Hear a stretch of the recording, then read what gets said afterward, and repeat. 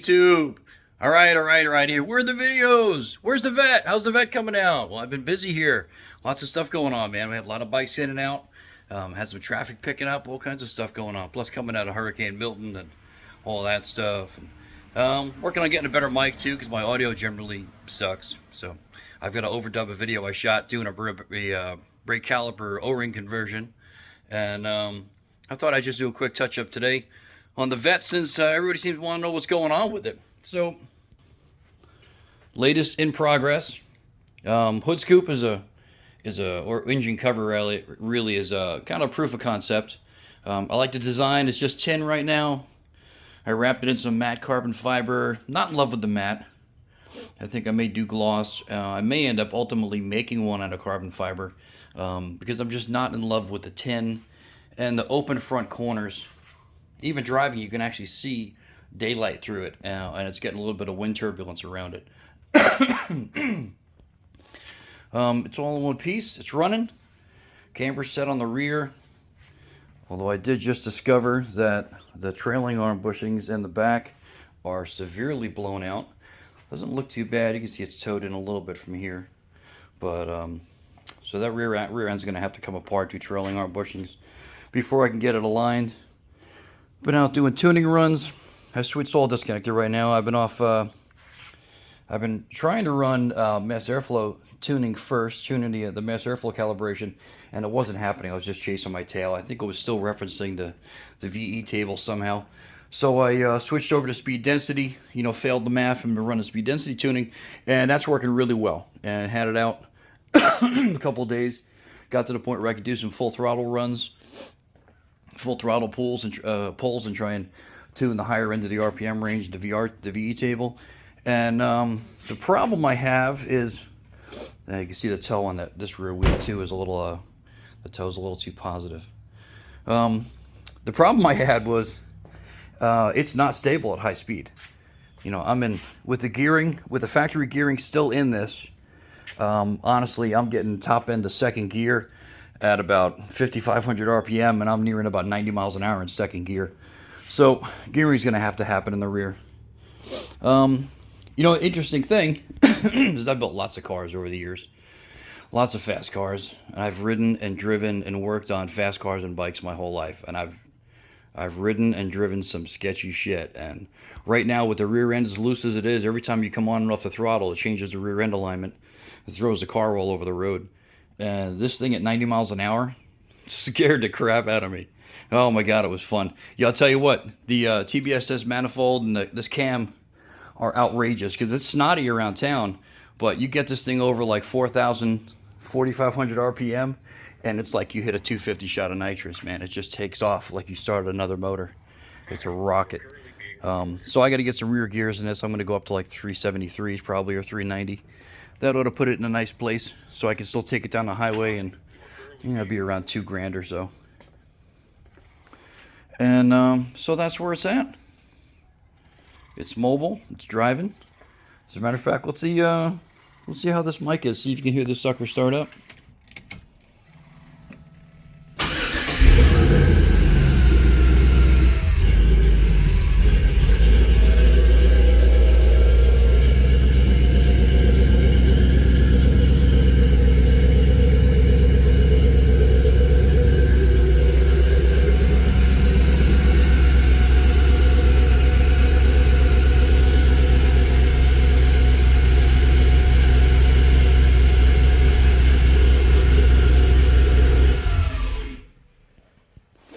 So it's alive, and it moves under its own power. Now, of course, I'm going to have to tear the rear end apart, so it's going to be down for another, it'll be down for a week or two, depending on what I'm going to do.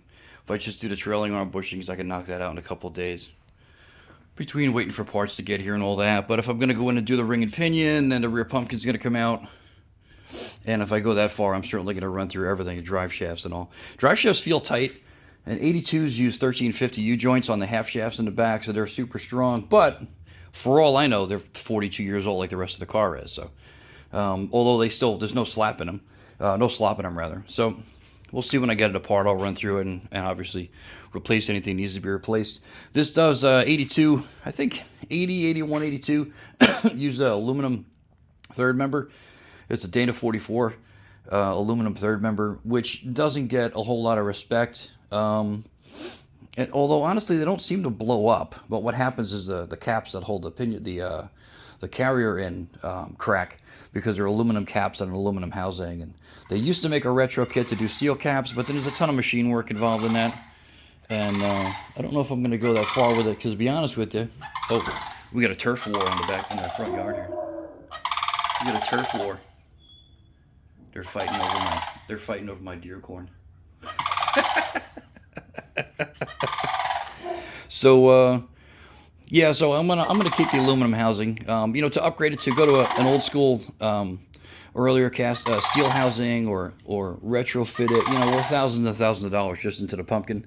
And honestly, the aluminum housings don't blow up as long as they're built right and they're tight and you keep the shock loads low. And this car isn't going to run a quarter mile. I'm not going to be hooking up out of the hole at $5,000 and throwing a ton of shock at that differential, which is really what blows them up. So I'm comfortable that it's going to be able to handle, 450, 500 horse, just playing around on the weekends and whipping up and down the highway once in a while. And I'm not going to be running this thing hard every day and launching with good traction at the strip. So I'm not too worried about that aluminum housing. I think that'll be fine, as long as I take it apart and it doesn't already have a cracked cap or some other damage inside. So that's where I'm at. She's alive. I'm still work in progress on the engine cover, and then of course I haven't done any of the body work yet. I really am just getting it mechanically in one piece and drivable. At some point, I'm going to have to start tearing into this body and doing some fiberglass patching, and most of this nose is going to have to get stripped right off. As you can see, the paint was a crummy paint job, and it's completely delaminating. I don't even know whether this is black primer or old paint or what underneath, but it's not sticking to it. So this whole nose is going to have to get stripped down. The back half of the car is the same crummy single-stage red paint job whoever did to it, but at least it's all stuck pretty good. So really the nose is the only thing that's got to get stripped. And there's a couple little, you can see it's lifting over here pretty good too. Going right off. There's a couple of defects, the crack in the fiberglass hood. That can get fixed. That's not a big deal. It's just a patch from underneath. And some other stuff. Almost looks like a bullet hole. Probably something fell over and banged on it. And then there's power antenna hole. I got to decide whether I'm going to bother putting an antenna back in it. I may just put a manual or something back there, or fill it with a decorative cap. Something to close it up. I mean, if I'm going to have this thing bondoed and stripped down and ready to paint, then I might as well just fill it. But I don't think I'm going to run an antenna. I don't really listen to radio anymore anyway. But I may go for it. I don't know. I'm replacing power antennas. The power antenna that was in there was wrecked. Replacing power antenna is like $200. And, it's $200. Not the end of the world. But, for something I never use, I don't know. Generally, I run a USB with MP3s on it and Sirius XM, something like that. So, there's an update. That's where we're at. It's all in one piece. It's functional. No major surprises. And it's actually comfortable. It's not comfortable to get in and out of, because I'm an old dude with a couple of extra pounds and some creaky joints after years of doing this stuff, but it's comfortable to drive. As comfortable as a 3,000-pound sports car is. All right, well, thanks for tuning in. I'll have some more stuff coming for you soon. Take it easy. Bye-bye.